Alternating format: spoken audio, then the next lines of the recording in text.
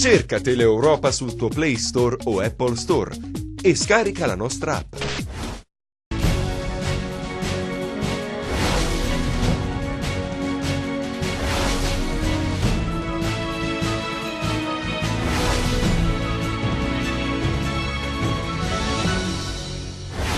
Botta e risposta tra Occhiuto e Oliverio sul nuovo ospedale di Cosenza. Ieri l'attacco del governatore, oggi la replica del primo cittadino. A uccidere Ripepi sarebbe stato il cognato, che poi sarebbe stato aiutato dal figlio della vittima a fuggire. Il movente dell'omicidio sarebbe riconducibile ai continui maltrattamenti messi in atto dall'uomo nei confronti dell'ex moglie. Un uomo di 75 anni è stato arrestato alla squadra mobile di Reggio con l'accusa di violenza sessuale su una bimba di 8 anni. Sono stati i familiari della piccola a denunciare l'orco. I finanzieri di Cosenza hanno sequestrato beni per oltre €1 milione ad un'azienda che opera nel settore alberghiero. Dai controlli effettuati risulterebbe IVA non versata. Un collaboratore dell'ingegnere Morandi, che ha realizzato il ponte crollato a Genova, tranquillizza sulla stabilità del viadotto costruito a Catanzaro. Inaugurata nell'arena mercatale di Rende la manifestazione Oktoberfest, in migliaia per l'apertura della botte ricolma di birra.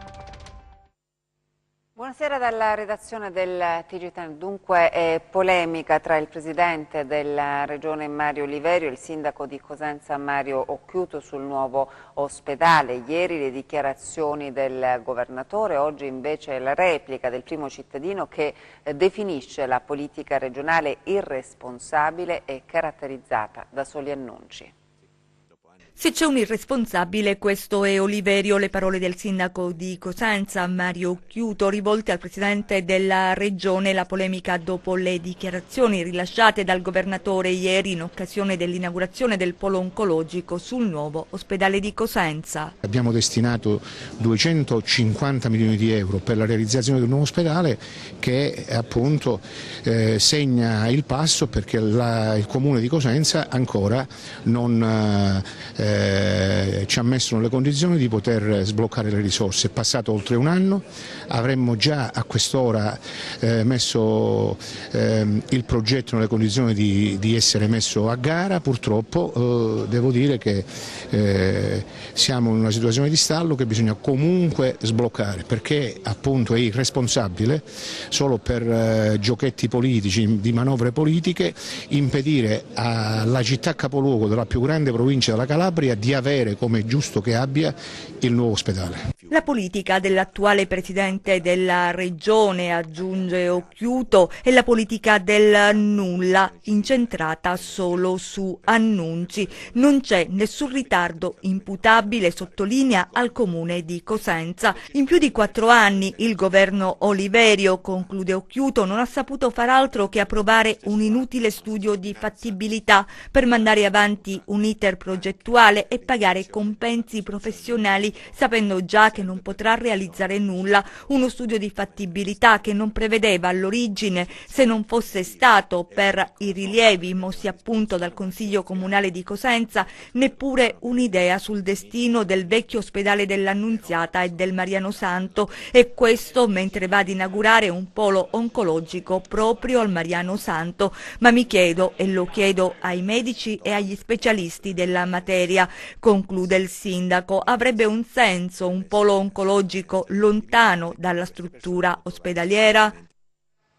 La cronaca, adesso torniamo sull'omicidio di Massimo Ripepi, l'uomo ucciso domenica scorsa a Vibo. Ebbene, ad uccidere Ripepi sarebbe stato il cognato, poi aiutato dal figlio della vittima a fuggire.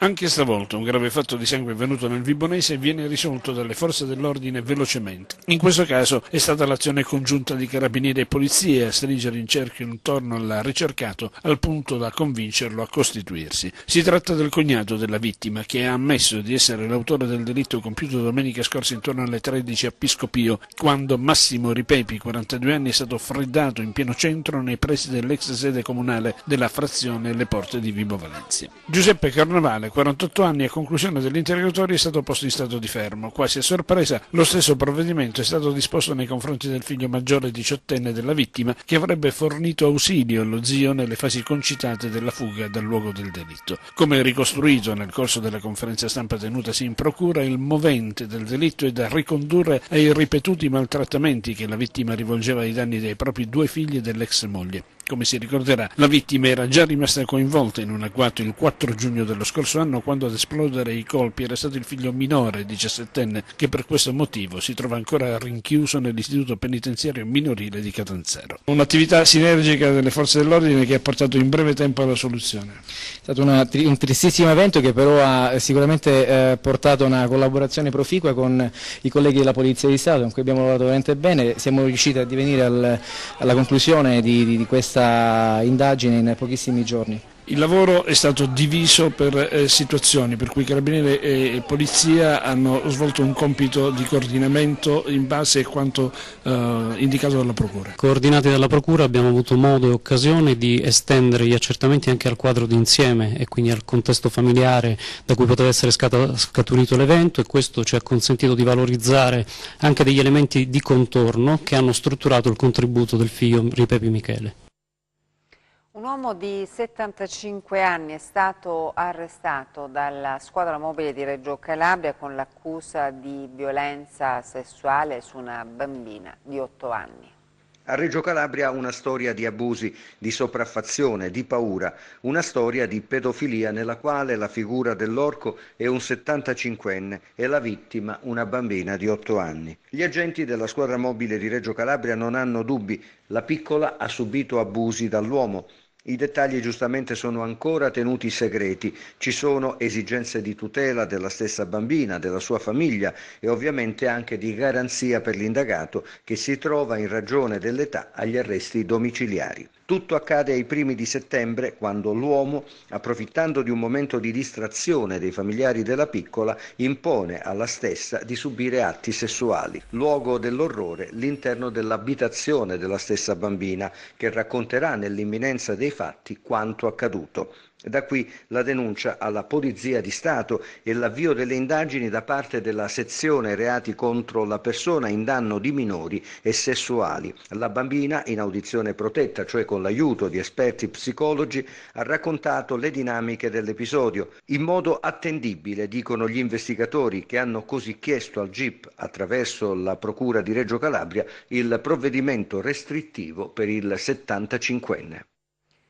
Un collaboratore dell'ingegnere Morandi che ha realizzato il ponte crollato a Genova tranquillizza sulla stabilità del viadotto costruito a Catanzaro. Stesso progettista, ma struttura diversa. L'attenzione sul ponte Bisantis di Catanzaro è necessaria, ma non per il parallelismo con il ponte strallato sulla 10 crollato il 14 agosto scorso a Genova. L'unico punto di contatto tra le due infrastrutture è appunto l'autore del progetto, Riccardo Morandi. Evidenzia le differenze un ex allievo e ingegnere, Mario Paolo Petrangeli, oggi docente dell'Università La Sapienza, ospite del convegno organizzato dal Rotary Club Catanzaro e dal Rotary Club Tre Colli sul tema evoluzione e progresso nella gestione di ponti e viadotti. Il ponte ad arco della Fiumarella è totalmente diverso dal ponte strallato di Genova, per un motivo molto semplice, perché il ponte ad arco riproduce in chiave moderna uno schema che ha 2000 anni di esperienza, 2000 anni di storia, perché dal tempo dei Romani che si fanno i ponti ad arco. Il ponte di Genova invece era uno schema all'epoca innovativo, nuovo, rivoluzionario, per cui mancava tutto quel background, tutte quelle conoscenze sulle criticità che si sono andate evidenziando poi negli anni. Il ponte di Catanzaro, specie per quello che riguarda la parte principale, cioè l'arco, è una struttura assolutamente robusta, come si dice adesso, mentre i ponti stralati, i primi ponti stralati fatti non solo da Morandi, perché anch'io ne ho fatto qualcheduno in quella maniera, ma erano critici proprio perché la rottura dello strallo, cosa che è avvenuta a Genova, provocava il crollo dell'intero ponte. Non deve destare preoccupazione dunque la situazione del Morandi, inibito dal traffico dei mezzi pesanti per motivi di sicurezza, considerato che le forti vibrazioni avrebbero potuto creare dei danni alle stampelle interessate da interventi di manutenzione. I lavori dureranno fino al 2020, ma la struttura risalente agli anni 60 necessita anche di interventi di adeguamento sismico. Abbiamo avviato il primo lotto, il secondo lotto verrà avviato a novembre, il terzo verso gennaio-febbraio del prossimo anno.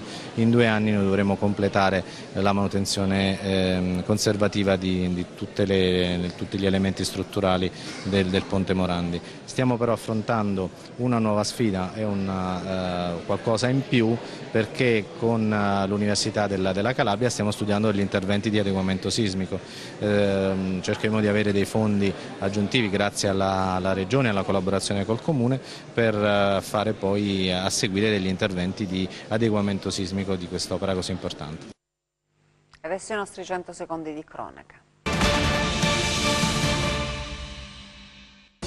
Sequestrati i beni per €1 milione ad un'azienda operante nel settore alberghiero. Il provvedimento disposto dal GIP del Tribunale di Cosenza, eseguito tra le province di Cosenza e Firenze a conclusione di un controllo fiscale eseguito dal Nucleo di Polizia Economico-Finanziaria della Guardia di Finanza di Cosenza, che ha consentito di rilevare omessi versamenti IVA per €940.000. Il rappresentante legale della società è stato denunciato. Si era presentato come colonnello Melvin, riuscendo anche a intrecciare una relazione sentimentale via WhatsApp con una donna di 64 anni di Catanzaro, indotta a versare bonifici sia su un conto corrente italiano sia su un conto internazionale per oltre €15.000. Artefice del fantasioso raggiro, un 24enne nigeriano residente a Torino, denunciato dalla Polizia di Stato del commissariato di Catanzaro Lido. I carabinieri della stazione di Sant'Ilario dello Ionio, nel corso di controlli, hanno trovato 3 fucili senza matricola e un fucile Beretta con matricola punzonata. Trovate inoltre 120 munizioni di vario calibro. Il materiale era nascosto all'interno di un tubo di plastica interrato tra la fitta vegetazione. Disagi a Rossano per la chiusura al transito di un'importante via di accesso al centro storico della città bizantina. Il presidente della regione Oliverio ha disposto un sopralluogo dei tecnici al fine di valutare gli interventi finalizzati alla riapertura della strada. Presentato questa mattina a Catanzaro il dossier immigrazione. Nessuna emergenza, il flusso di immigrati non è aumentato a certificarlo. Il dossier statistico immigrazione presentato questa mattina a Catanzaro: sono 100.000 i migranti presenti in Calabria nel 2017, per lo più giovani tra i 20 e i 39 anni, in calo la presenza di colf e badanti. Dalla ricerca emerge un altro fenomeno registrato, sottolineano i demografi, per il 4º anno consecutivo. Numeri allarmanti sui giovani calabresi che lasciano la nostra terra. Nell'arco del 2017 abbiamo perso circa 5.000 giovani, soprattutto di genere maschile. Nel centro-nord si concentrano, ma anche c'è una grande percentuale all'estero, come Francia, Svizzera, Germania, ma anche intercontinentale come Argentina e Canada. La scuola e la spesa sanitaria sono gli indicatori dello spopolamento dei borghi. Si spopolano i piccoli comuni montani, già questo è il primo dato negativo. Gli anziani sono soli, di conseguenza molto spesso i genitori raggiungono i loro figli. E poi si va a svuotare anche le classi, si parla molto di ridimensionamento delle scuole. Questo è il primo, è il primo segnale, si percepisce nelle scuole, e poi un altro segnale si percepisce nella spesa sanitaria. Non dimentichiamo che una popolazione anziana dal punto di vista della spesa sanitaria costa molto rispetto a una popolazione giovane. Gli immigrati dunque non un problema ma una risorsa. Quali politiche messe in campo dalla giunta regionale? C'è un impegno della giunta a garantire la possibilità non solo di proseguire i percorsi di inserimento per come erano stati avviati, perché adesso anche quelli sono a rischio, ma c'è l'impegno della giunta a garantire che questi percorsi siano sempre più capaci di generare integrazione, sempre meno elemento di propaganda e alla fine fonte di preoccupazioni relative alla sicurezza per i cittadini.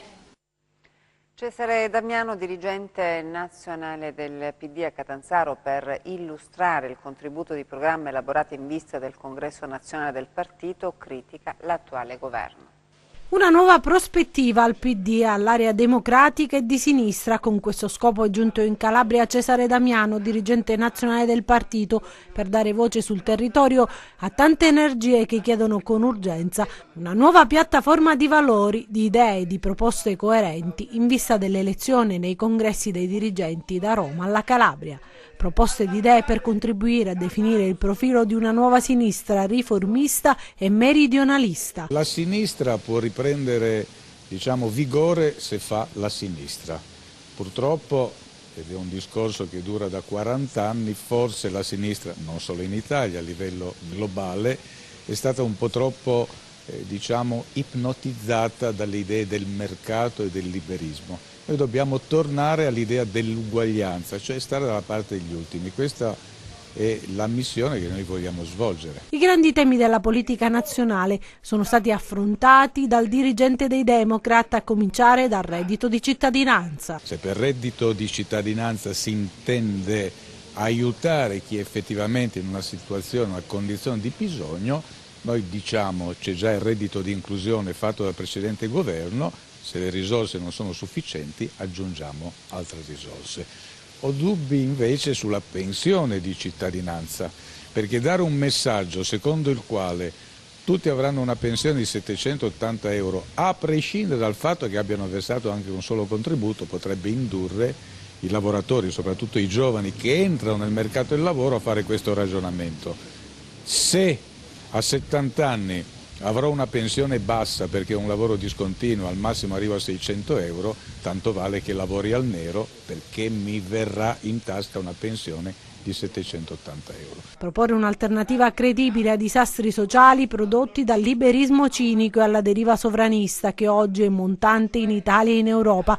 Queste le tematiche affrontate, ma Damiano ha parlato anche di sicurezza. La sicurezza è un tema che riguarda tutti i cittadini e tutti coloro che delinquono, indipendentemente dal colore della pelle o dalla nazione di provenienza. Quindi, per quello che mi riguarda, le regole sono quelle che abbiamo fatto, le leggi devono essere rispettate e quindi sarei dell'opinione che determinati delitti che colpiscono soprattutto la gente più debole, chi sta nelle periferie, chi ha una certa età, chi è indifeso, una donna piuttosto che un bambino, abbiano anche un incremento di pena, non sarei contrario. La manifestazione sul diritto alla sanità al centro della polemica all'Ocri tra il sindaco Giovanni Calabrese e l'ex assessore Imbalzano. Tra il sindaco di Locri Giovanni Calabrese e l'ex consigliere regionale Imbalzano sono volati gli stracci. Casus belli è stata la manifestazione dei sindaci a difesa dell'ospedale di Locri, avvenuta qualche giorno fa. L'accusa del primo cittadino locrese è la presenza del già assessore alle attività produttive sotto il palco insieme ai sindaci. Non l'avesse mai fatto perché la reazione di Calabrese è stata veemente. In una lettera aperta aveva scritto: caro onorevole, hai veramente una gran faccia tosta. Da consigliere regionale di maggioranza di centrodestra hai contribuito a distruggere il nostro ospedale e la nostra sanità. La risposta dell'ex non si è fatta attendere. Comincia ad emergere, osserva Imbalzano, che il vero problema della Locride sei da un pezzo tu, con la tua protervia, con la tua solida arroganza e la tua mancanza di senso politico. Il candidato di Imbalzano è quello che ha proposto tante cose teoriche per la Locride, cose sicuramente belle che non esistono, non si vedono. Un conto è fare mozioni, interrogazioni in un consiglio regionale, un conto è fare realizzare delle cose. Io non ho niente nei confronti di candidato di Imbalzano a livello personale, ce l'ho con la politica, quella politica che di fatto ha sempre parlato, fatto chiacchiere e mai portato un risultato per il territorio. Il capitano di Imbalzano in questa occasione, mi spiace per lui, sicuramente in quella manifestazione, dopo 5 anni che noi crediamo contro tutto e contro tutti, perché difendiamo il nostro territorio, difendiamo un diritto, il diritto alla salute, che è stato violato, ripeto, dalla politica, ritengo che quella presenza di Candelone Imbalzano e il suo post su Facebook, nella qualità di ex consigliere regionale, di vantarsi di partecipare a quella manifestazione, la ritengo una cosa poco carina nei confronti del nostro territorio. A Castrovillari adesso per la rassegna internazionale Vittorio De Seta. 54 documentari provenienti da diversi paesi, 10 sono andati in finale e saranno in visione per la cerimonia della rassegna internazionale di documentari etnografici Vittorio De Seta, che si terrà i prossimi 26 e 27 ottobre presso il Teatro Sibarsi di Castrovillari. La rassegna, istituita dalla Federazione Italiana Tradizioni Popolari sulla scia dell'insegnamento del grande cineasta, ha inteso raccogliere e sostenere cortometraggi e produzioni video che raccontino il patrimonio culturale delle tradizioni di comunità italiane e straniere, realizzato con la lente dell'antropologia visuale. I giovani conoscono chi è De Seta? Beh sì, c'è un mondo accademico anche qui in Calabria, all'Università della Calabria, il DAMS eccetera eccetera, che attraverso le discipline di cinema hanno permesso nel tempo anche a degli aggiornamenti, a capire chi è stato De Seta per la Calabria. Certamente da alcuni viene ignorato, ma anche dall'antropologia sostanzialmente per un certo periodo di tempo è stato ignorato, insomma, il De Seta che invece si occupava di cinema.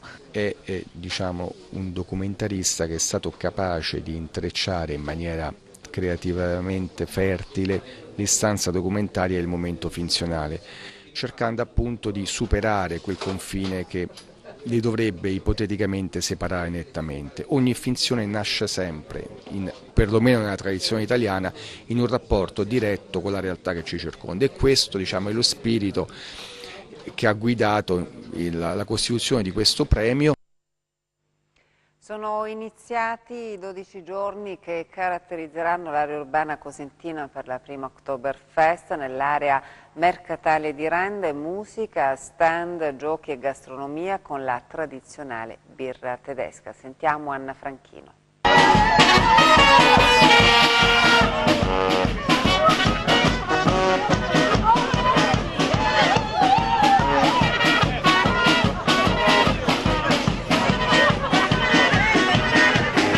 Rende come Monaco di Baviera, il clima unico che si respira fra le giostre, i boccali, le panche e le allegre musiche bavaresi dell'Oktoberfest rivivono nella città del Campagnano per 12 giorni. Ieri l'apertura dell'evento con la tradizionale parata inaugurale. La band bavarese, accompagnata da ragazzi e ragazzi in costume tipico, hanno sfilato dal municipio rendese fino all'area mercatale, dove sotto lo sguardo di tanti curiosi amanti della birra si sono dati il via ai festeggiamenti.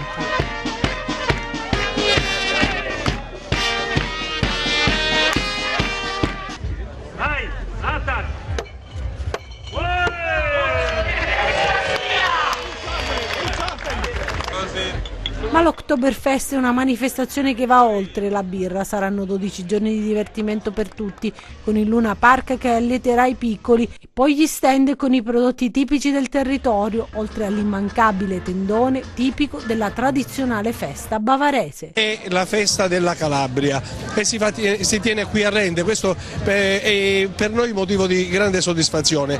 Aver affiancato un progetto di giovani imprenditori del nostro territorio, essere anche stati presenti lì a Cuneo, si è creato questo rapporto anche di sinergia, abbiamo sottoscritto un patto di amicizia fra le due città. Ci sono anche ovviamente collegamenti fra la Confcommercio di Cosenza e quella di Cuneo. Il progetto è complessivamente interessante e io mi auguro tanto che questa festa riesca.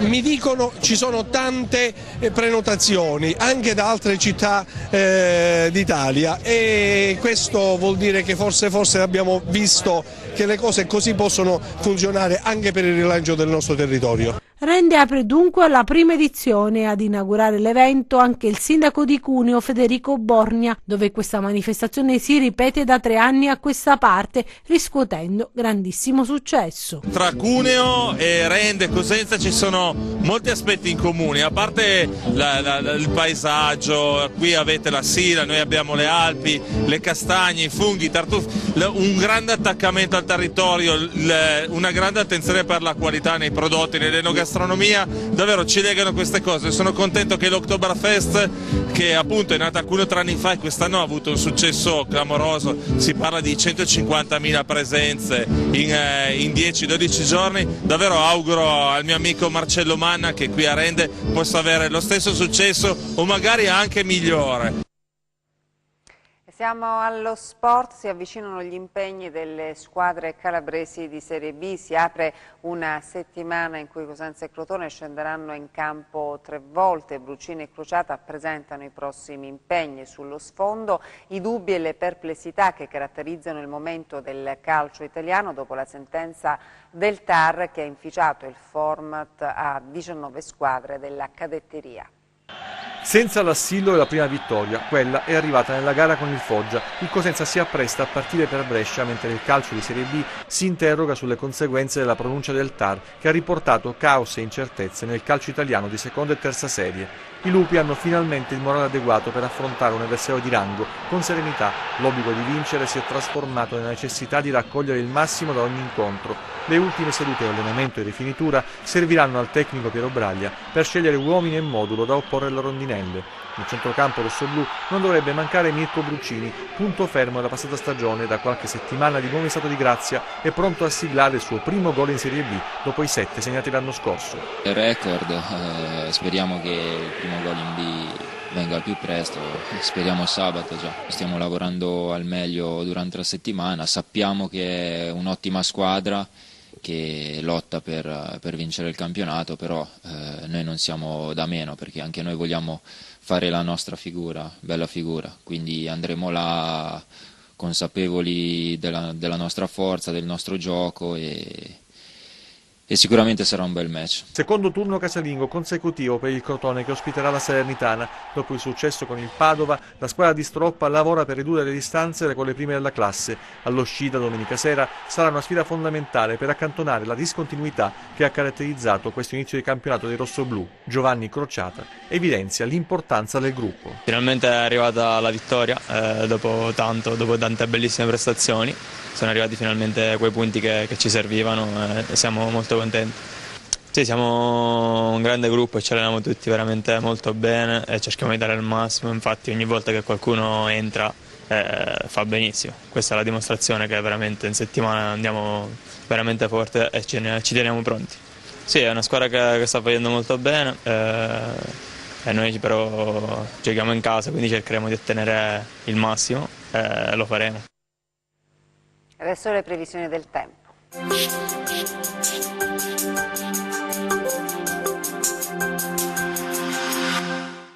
Tempo abbastanza stabile sulla regione grazie all'approssimarsi di un campo anticiclonico dal Mediterraneo occidentale. In Atlantico l'anticiclone delle Azzorre punta a rinforzarsi verso nord tra Groenlandia e Islanda.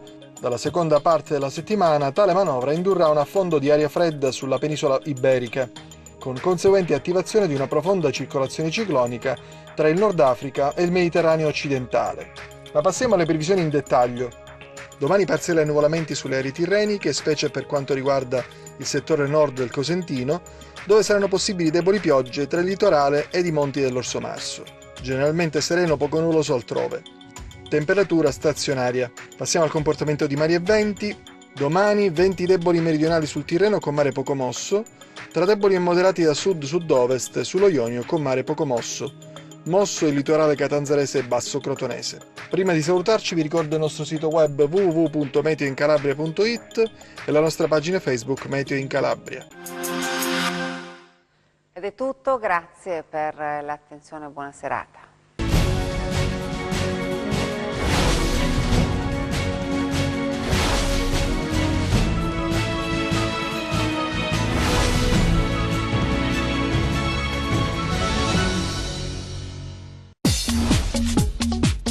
Cerca Teleeuropa sul tuo Play Store o Apple Store e scarica la nostra app.